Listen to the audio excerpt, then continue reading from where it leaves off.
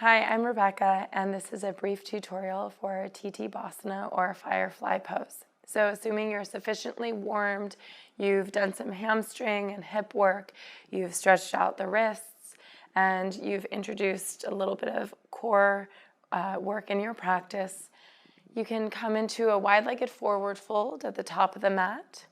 You can use 2 blocks to help assist you into the pose for an extra lift until you get the hang of it on your own. So with your feet wide, you're going to bend the knees, wiggle the shoulders to the inseams of the legs, planting the palms down. Where my palms are, if you're using your blocks there, that's where your blocks will be. You're going to drop your hips to your triceps.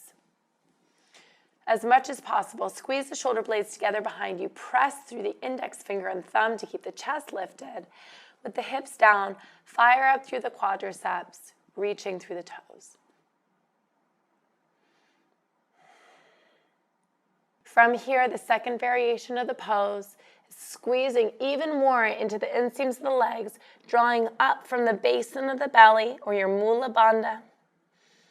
Hips parallel to the toes, legs parallel to the earth, gazes forward, beginning to straighten the arms and breathing there.